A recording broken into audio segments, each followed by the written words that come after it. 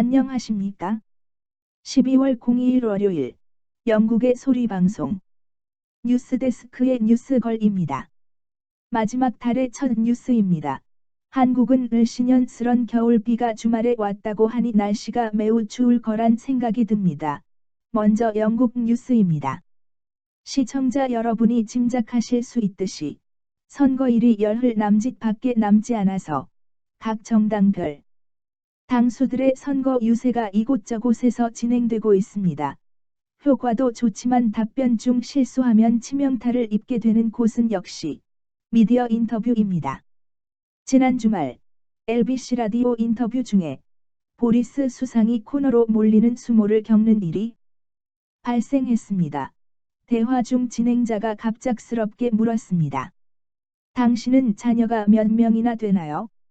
나는 나의 아이들을 대단히 사랑합니다. 그러나 그 아이들은 이번 선거에 나오지 않습니다.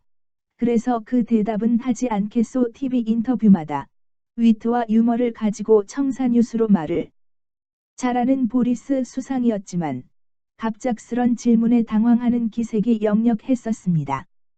알려진 바에 의하면 보리스 수상은 전 부인과 사이에 4명의 자녀가 있는 것으로 알려져 있고 정식 결혼하지 않았던 여자와의 사이에 딸이 하나 있다고 합니다. 그 외에도 또 다른 여자와의 사이에 1명의 아이가 더 있는 것으로 알려져 있습니다.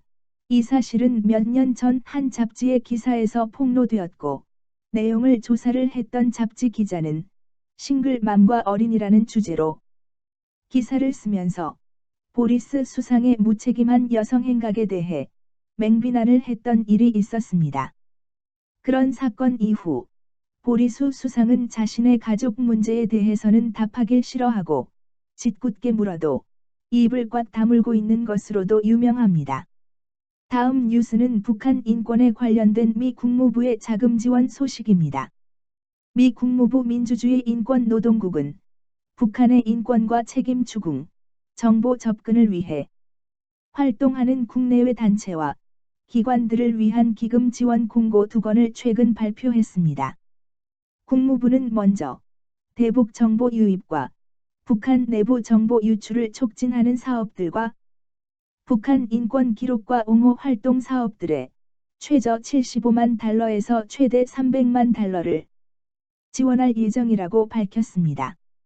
그러면서 정보의 자유로운 흐름을 촉진하는 사업과 관련하여 대북 라디오 방송 제작과 송출, 북한 주민들에게 흥미있는 콘텐츠 생산, 정보와 콘텐츠를 살포하거나 공유하는 새로운 체제의 개발, 표현과 이동, 결사, 평화로운 집회의 자유 등 기본적인 자유 활동의 증진을 일례로 들었습니다.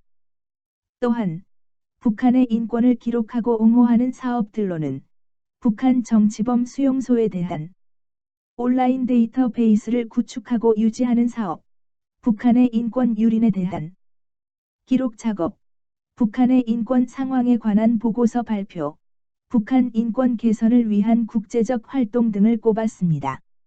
국무부는 해당 단체들의 신청 마감 시한은 내년 1월 8일이며 국내외 비영리 정부기구들과 공사립 고등교육기관 등이 자금 지원 신청을 할 수 있다고 밝혔습니다.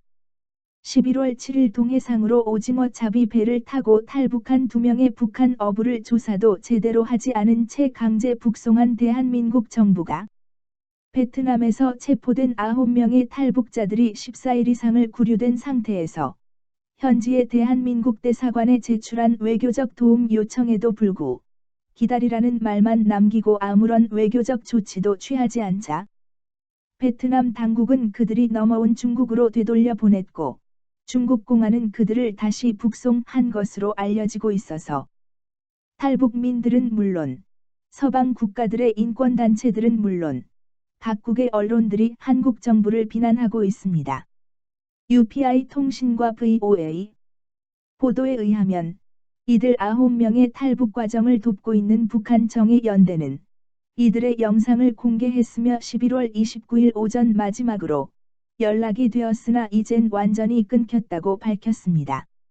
아세안 정상회담이 열리는 시점에 발생한 사건이어서 한국 정부가 탈북민에 대해 조금이라도 관심을 기울인다면 베트남 정부의 충분한 협력을 이끌어낼 수도 있었던 불구하고 한국 정부는 김정은의 눈치를 보면서 아무런 조치를 취하지 않은 것으로 보인다고 현지 언론들은 말하고 있다고 전했습니다.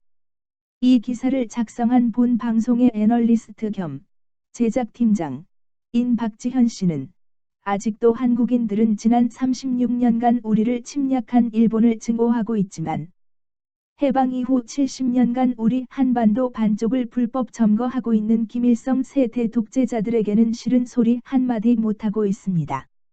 일련의 조치들이 세계가 지탄하는 독재왕조 국가로서 인민에게 잔인한 고문과 학살을 서슴없이 하고 있는 북배와 관계를 개선하려는 노력의 일환이었다면 현 문재인 정권은 살인마 후진 국가와 손잡기 위해 인권을 찾아 넘어온 사람들의 생명을 제물로 바친 것이라고 밖에 볼 수 없다고 논평하였습니다.